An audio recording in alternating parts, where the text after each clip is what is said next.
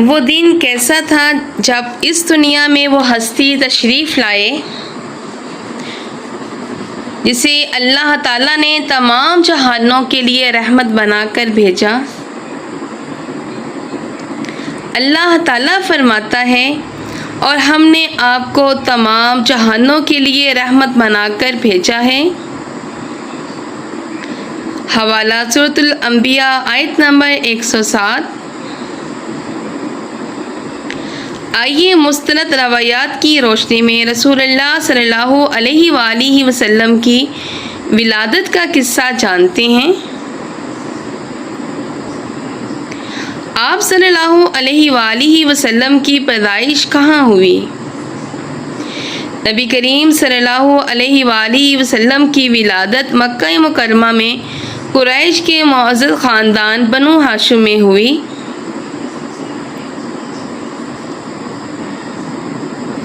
آپ صلی اللہ علیہ وآلہ وسلم کے والد کا نام حضرت عبداللہ بن عبد المطلب اور والدہ کا نام حضرت آمنہ بنت وہب تھا۔ آپ صلی اللہ علیہ وآلہ وسلم کے والد حضرت عبداللہ آپ صلی اللہ علیہ وآلہ وسلم کی پیدائش سے پہلے ہی وفات پا چکے تھے۔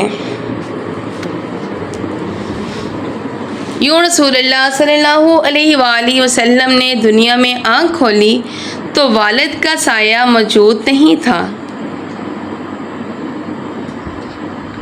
اللہ تعالیٰ نے بعد میں اپنے نبی صلی اللہ علیہ وآلہ وسلم کو یہ نعمت یاد دلاتے ہوئے فرمایا،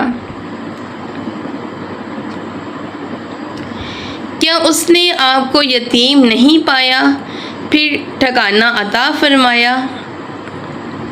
آپ صلی اللہ علیہ وآلہ وسلم کس دن پیدا ہوئے؟ ایک مرتبہ رسول اللہ صلی اللہ علیہ وآلہ وسلم سے پیر کے دن روزہ رکھنے کے متعلق پوچھا گیا۔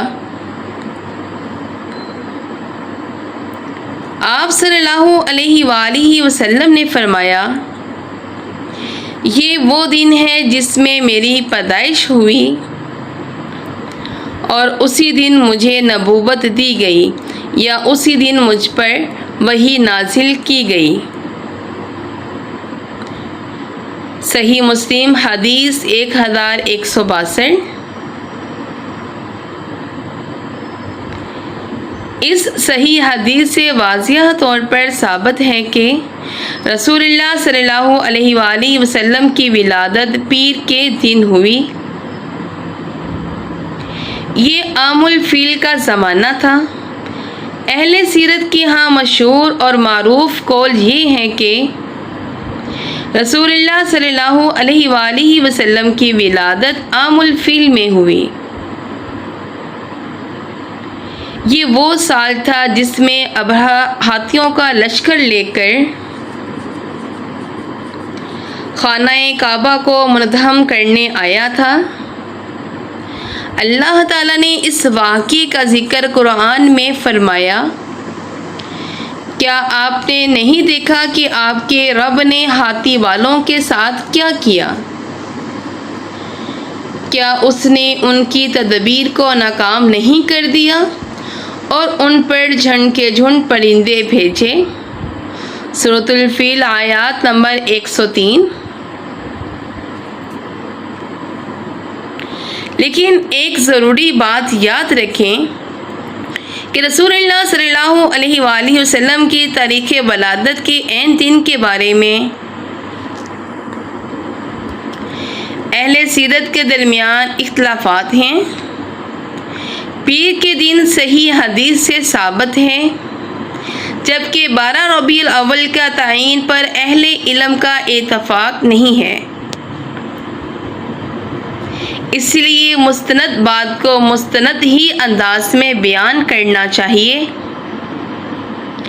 آپ صلی اللہ علیہ وآلہ وسلم کا نام محمد رکھا گیا۔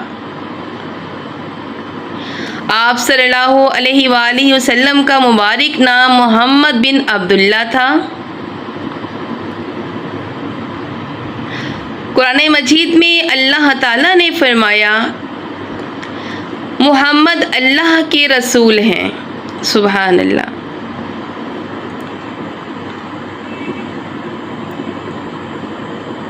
اور رسول اللہ صلی اللہ علیہ وآلہ وسلم نے اپنے مبارک ناموں کے بارے میں فرمایا، میرے کئی نام ہیں، میں محمد ہوں، میں احمد ہوں۔ حوالہ صحیح بخاری حدیث 3532۔ حضرت حلیمہ سعدیہ رضی اللہ عنہا کے پاس پرورش۔ عرب کا دستور کے مطابق بچوں کو صاف ماحول اور فصیح عربی زبان کے لیے